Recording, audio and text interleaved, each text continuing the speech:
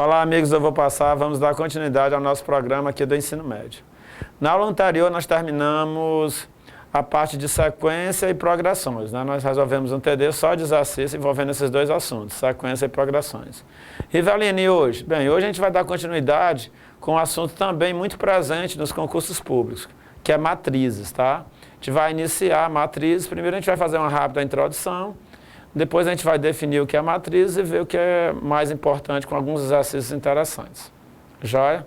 Então vamos aqui para a lousa. Matrizes. Primeira parte. Bem, primeiro nós vamos ver a introdução. O que é uma matriz?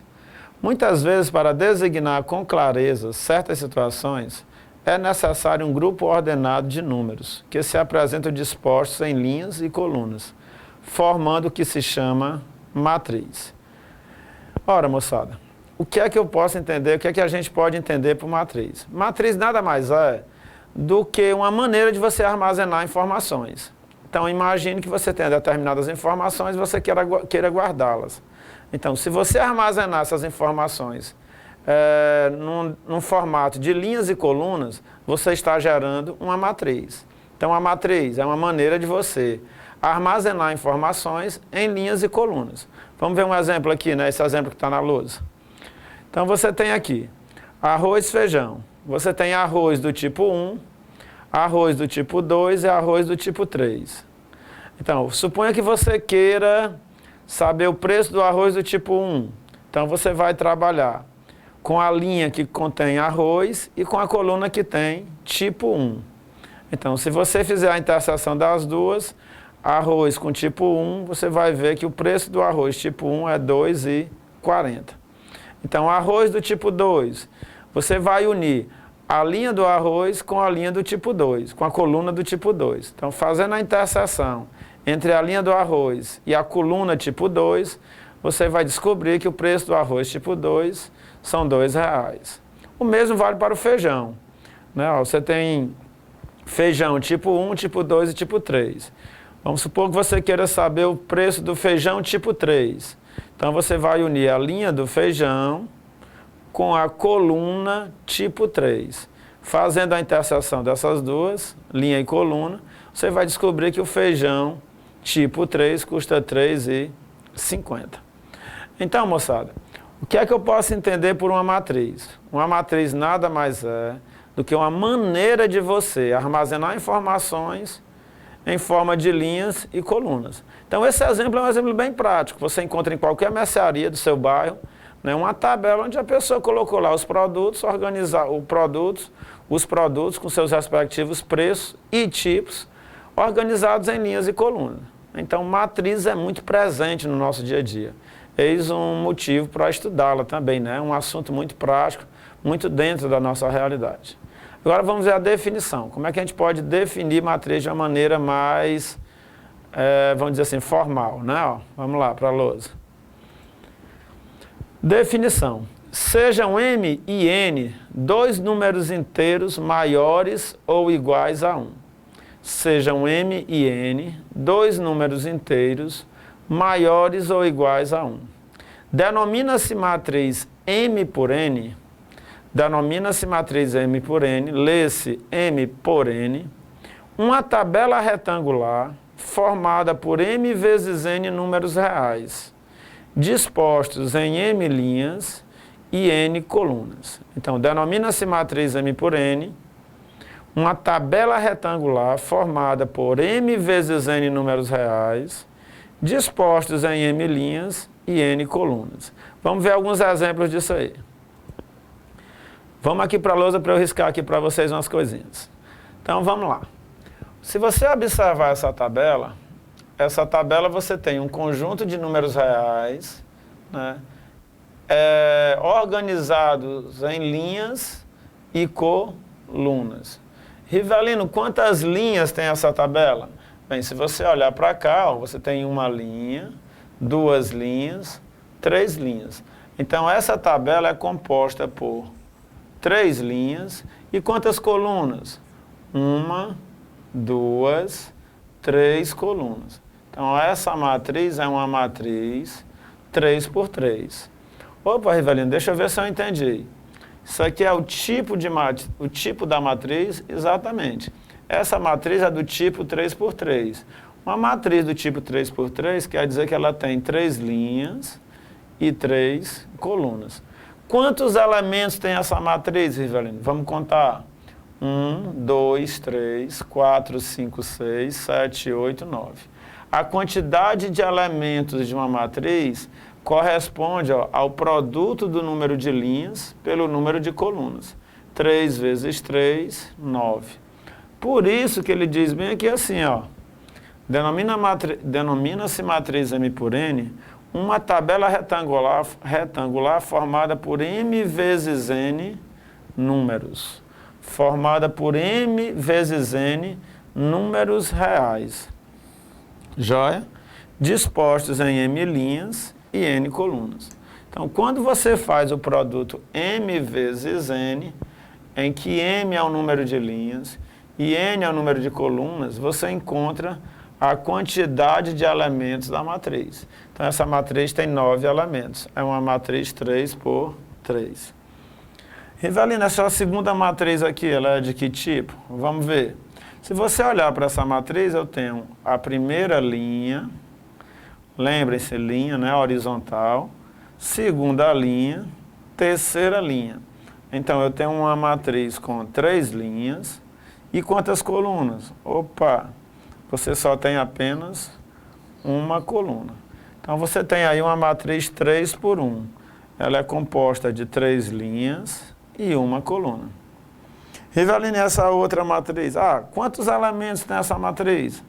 Ora, essa matriz tem 3 elementos.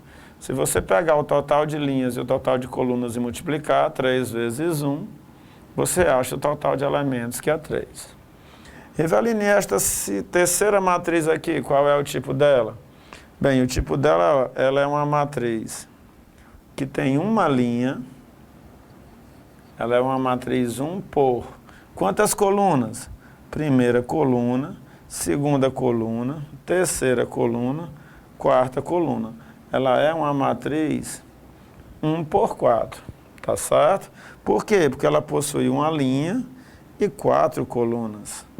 Rivelino, quantos elementos tem essa matriz?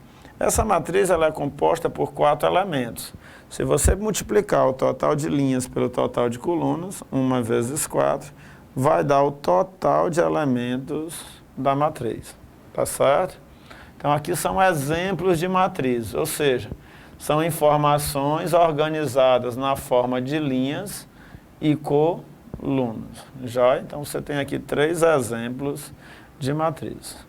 Vamos para frente, Rivelino. E agora? Agora a gente vai ver a representação genérica de uma matriz, tá certo? Como representar uma matriz de maneira genérica. Vamos lá para a lousa. Representação genérica de uma matriz, né? Representação genérica de uma matriz. Vamos lá. Os números que aparecem na matriz são chamados de elementos ou termos da matriz. Então, os números que aparecem numa matriz são chamados de elementos ou termos da matriz. Para representar o elemento de uma matriz, usamos uma letra com 2 índices. O primeiro indica em que linha e o segundo em que coluna o elemento se encontra. Opa, Rivelino, esclarece melhor aí. Para representar o elemento de uma matriz, usamos uma letra com 2 índices. O primeiro indica em que linha e o segundo em que coluna o elemento se encontra. A gente vai ver mais alguns slides, daqui a pouco a gente explica melhor isso aí. Talvez o segundo slide explique melhor esse primeiro. Vamos lá. O elemento genérico de uma matriz A será indicado por A e J, em que I representa a linha e J representa a coluna na qual o elemento se encontra. O elemento genérico de uma matriz A será indicado por A e J, A índice IJ, em que I representa a linha e J representa a coluna na qual o elemento se encontra. Vamos ver mais uns slides que isso aqui vai ficar mais claro. 3. A matriz A do tipo M por N será escrita genericamente do seguinte modo. Então, vamos aqui para a lousa esclarecer o que a gente viu nos 3 itens.